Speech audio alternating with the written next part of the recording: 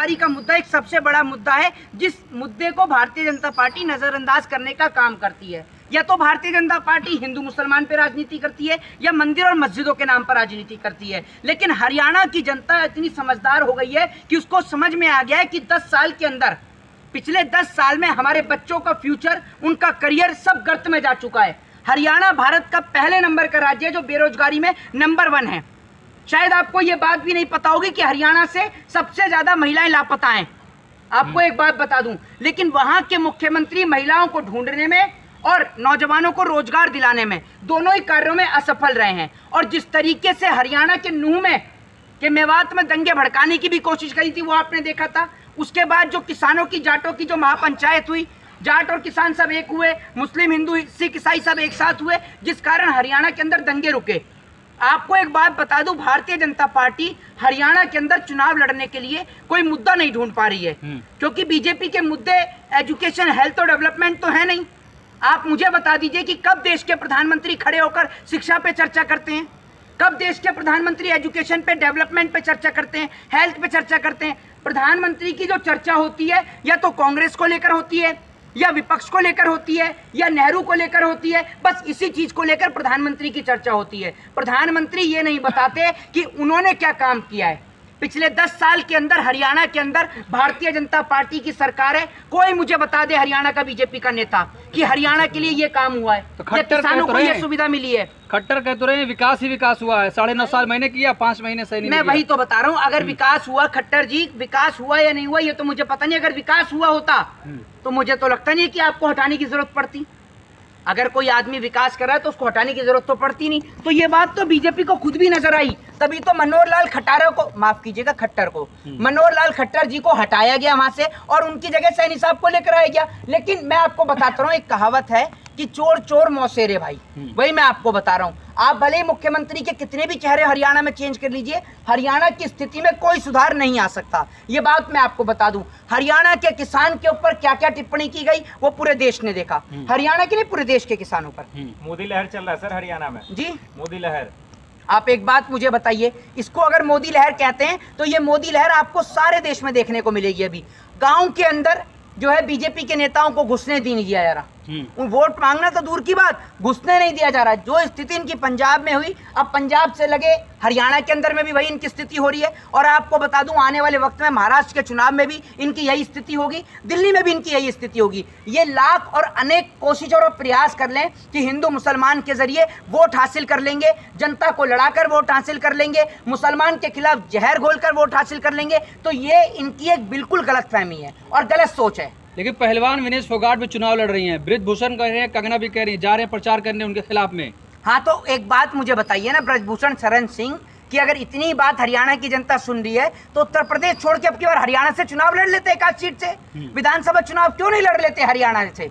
और कंगना रनावत की अगर इतने सुन रहे हरियाणा के लोग तो एक आध सीट विधानसभा की इनको ही देते, कंगना रनावत को।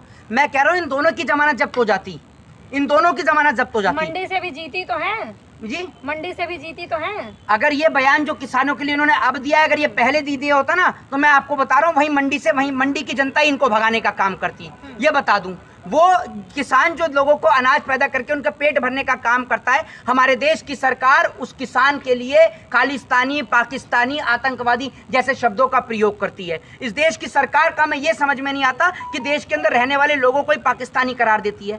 क्या सरकार बेवकूफ़ है? एक बात मुझे बताइए। लेकिन विनेश फोगाट भी तो कह रही है पंजे का निशान ये मुक्के का काम करेगा, थप्पड़ लगेगा इससे। भाई क्यों नहीं लगेगा? आप एक बात मुझे बताइए, आज पूरे देश के अंदर मैं आपको कहता हूँ, आप आज चुनाव करा लीजिए और आप जो कहते हैं ना कि विश्व में मोदी का डंका बज रहा है, मोदी का डंका बज रहा है, मोदी खुद 1.5 लाख प्लस वोट से जीत के आए हैं। कुल 1.5 लाख वोट से नरेंद्र मोदी जीत कर आए हैं। तो काय बात का मोदी का विश्व में डंका बज रहा है? और एक बात आप मुझे बताइए, जो आप इन चीज़ों पर चर्चा करते हैं कि विदेश में जो हमारी छवि खराब हो रही है, जब हमारे देश की बेटी को निर्वस्त्र करके सड़कों पर घुमाया जाता है तो क्या भारत देश का नाम रोशन होता है? जब हमारे देश के किसान को खालिस्तानी, पाकिस्तानी और आतंकवादी के नाम से संबोधित किया जाता है तो क्या भारत देश का नाम रोशन होता है?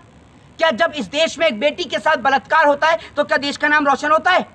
क्या जब BHU के बलात्कारियों को छोड़ा जाता है, उनको जमानत दी जाती है, तो क्या देश का नाम रोशन होता है?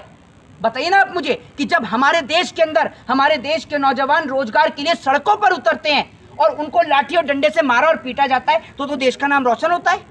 बताइए आप मुझे। और जब देश के प्रधानमंत्री पटल पे खड़े होकर बोलते हैं बेटी बचाओ बेटी पढ़ाओ, तो देश का नाम रोशन होता है।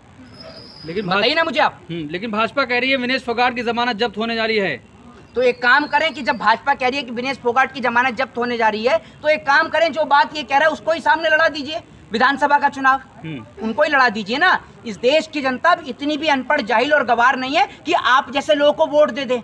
आपको तो कंडक्टर बस की टिकट देना पसंद ना करे, आप तो टिकट मांगने की बात करें, चुनाव लड़ने की बात करें, जनता का वोट लेने की बात कर रहे हैं। अरे दावा करें 3/3 हमारा 1 में बंटवारा है। भाई मैं आपसे ये कह रहा हूँ, हरियाणा के अंदर पिछले 10 साल से जिस तरीके से बेरोजगारी हरियाणा में बढ़ी है, मैं आपसे ये कह रहा हूँ हरियाणा के अंदर भारतीय जनता पार्टी की जमानत जब्त होने वाली है। ये बात आप मुझसे लिख के ले लीजिए। कितनी सीटें आ रही है बताइए भाजपा की?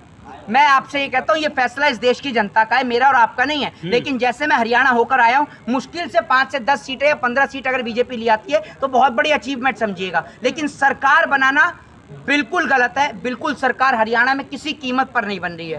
आपको एक बात बता दूं, अगर हरियाणा में सरकार बनेगी तो एक ही तरीके से बनेगी कि चुनाव जीतने के बाद जब सरकार आ जाएगी तो नेताओं की खरीद फरोख्त का धंधा, एमएलए की खरीद फरोख्त का धंधा रंगा बिल्ला प्रॉपर्टी डीलर वाले चलाएंगे, और एक बार फिर विधायकों को खरीद के जिस तरीके से मध्य प्रदेश में रातों रात सरकार गिराई, हरियाणा में भी गिरा देंगे। रवि किशन कह रहे हैं शास्त्र के साथ शस्त्र भी उठा लेना चाहिए। हाँ तो एक काम करें ना, रवि किशन खुद शस्त्र उठा ले और शस्त्र उठा के बॉर्डर पर खड़ा हो जाए। क्यों अब लोकसभा में बैठा हुआ है? हैं? ये जनता के बच्चों को जो है बरगलाने का काम करते हैं। अमित शाह का बेटा जैसा ये क्यों नहीं उठाता शस्त्र? शस्त्र उठाने के ठेके हम नहीं ले लिए हैं? ये उठाएं, शस्त्र उठा के बॉर्डर पर जाएं और ये बताएंगे रवि किशन कि हम शस्त्र उठाएं या अस्त्र उठाएं। हैं? खुद लोकसभा से वो दे दे त्याग पत्र और त्याग पत्र देकर पहुंच जाए बॉर्डर पर, उठा ले शस्त्र। कोई मना कर रहा है इसको शस्त्र उठाने से? उठाता क्यों नहीं है? उठा ले।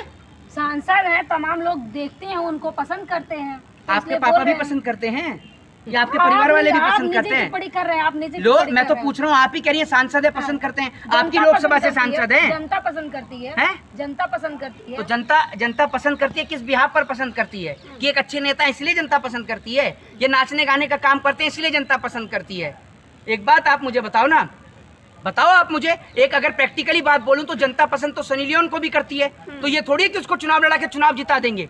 आप मुझे बताइए ना, फिर आप कहेंगे कि मैं ऐसे शब्दों का प्रयोग कर रहा हूं। मैं तो आपसे एक बात कर रहा हूं, एज अ एक्टर आप देखें तो लोग सलमान खान को भी पसंद करते हैं, शाहरुख खान को भी पसंद करते हैं, भाई बहुत सारे एक्टरों को पसंद करते हैं। तो इसका मतलब ये थोड़ी है कि सबको लोकसभा, राज्यसभा, विधानसभा भेज दो।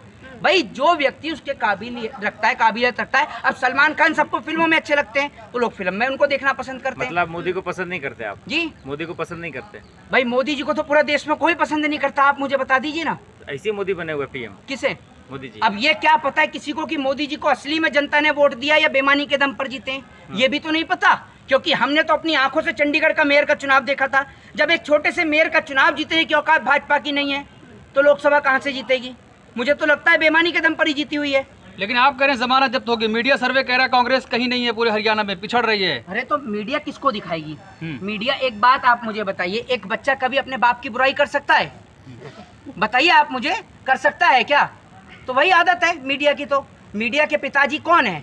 मीडिया, अब मैं आपको बता दूं, मीडिया तमाम मीडिया की नहीं, मैं गोदी मीडिया की बात कर रहा हूँ जो सरकार की गुलामी करती है। उसमें आप अपने आप को इंक्लूडेड ना करें। और वो जो तमाम निष्पक्ष पत्रकार जो जनता की आवाज को उठाने का काम करते हैं उनके लिए नहीं कह रहा मैं उसकी बात कर रहा हूँ। वो गोदी मीडिया जो ये कहती है कि नरेंद्र मोदी हर जगह आ रहे हैं, तो वो मोदी के खिलाफ तो दिखाई नहीं सकती है। चमकता हुआ हरियाणा क्यों नहीं दिख रहा आपको? जी, चमकता हुआ हरियाणा क्यों नहीं दिख रहा है? अरे चमकता हुआ अगर हरियाणा दिख रहा होता तो वहाँ के नौजवानों से जाकर पूछिए कि क्यों वो बेरोजगारी से जूझ रहे हैं।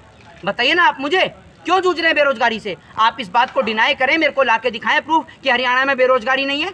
बताइए ना आप मुझे, सबसे ज्यादा बेरोजगारी हरियाणा में, सबसे ज्यादा बेरोजगार युवा जो है वो हरियाणा में घूम रहे हैं, उस पर आप मना कर देंगे? 10 साल से सरकार है सर। हाँ तो 10 साल से सरकार है, तभी तो अभी एक बार और मौका दे देंगे ना तो हरियाणा की जनता को ये समझ लो बेचने में कोई कसर नहीं छोड़ेगा। ये आदमी बेच के छोड़ देगा हरियाणा की जनता को। कह रहे हैं कि विनेश पहले से ये चाल थी कांग्रेस की, उन्हें चुनाव लड़ना था, ये नौटंकी थी, धरना प्रदर्शन। अच्छा, ये तो शतरंज चल रही है ना, या चालें चल रही हैं, है ना? आप ही एक सत्यवादी हरिश्चंद्र, बाकी तो सारे के सारे झूठे हैं। एक आप ही सत्य हैं। अगर आप ही इतने सत्य हैं तो विनेश फोगाट के सामने आप ही चुनाव लड़ लीजिए। अगर आपको इतना ही पता है विनेश फोगाट का, वो विनेश फोगाट जो वहां पर, ये भी कह देंगे, ये तो ये भी कह सकते हैं कि ये भी प्री प्लान था, इसने अपना वेट खुद ही बढ़ाया था वहां से जो है ओलंपिक से हारकर यहाँ पर आकर चुनाव लड़ने के लिए, है ना? ये भी कह दीजिए आप। हम थोड़ी कह रहे हैं, तो ब्रिजभूषण कह रहे हैं, आप उनसे सवाल क्यों नहीं करते? तो आप इतने गुस्से में क्यों बोल रही हैं? मैं प्यार से ही बोल सकती हूँ, मैं बहरा थोड़ी जो इतना चिल्ला रही हैं। आराम से बोलिए इस बात को। मोदी जी, हरियाणा में कांग्रेस का मुकाबला कांग्रेस से है। हैं? कांग्रेस का मुकाबला कांग्रेस से ही हो रहा है नहीं, हरियाणा क्यों में। है? कैसे है? कैसे है? नहीं बताइए ना कैसे है। जंग चल रहा है, आपस में लड़ाई चल रही है कांग्रेस की, शैलजा जी का बन नहीं रहा। अच्छा, तो एक बात आप मुझे बताइए, भाजपा में तो बहुत अच्छी बन रही है। भाजपा में भी तो योगी आदित्यनाथ की और नरेंद्र मोदी की नहीं बनती, आरएसएस की भी नहीं बन रही अभी, तो उसके लिए तो कभी आपने चर्चा नहीं करी। लेकिन आपको एक बात बता दूं, रणदीप सिंह सुरजेवाला हो, हुड्डा जी हो, चाहे फिर वो आपका कुमारी शैलजा हो, हैं तो तीनों सब कांग्रेस के ही। जो वोट डलेगा तो कांग्रेस को ही तो डलेगा या अलग अलग पार्टियों को डलेगा, ये तो आप मुझे बताइए। तो ये तो सिर्फ कहने की बात है, कांग्रेस के वोट का पोलराइजेशन करने की बात है। बाकी हरियाणा की जनता का एक ही निशान है, एक ही जगह पे हरियाणा की जनता को वोट डालना है इस बार, ताकि वो अपने बच्चों का भविष्य बता सके।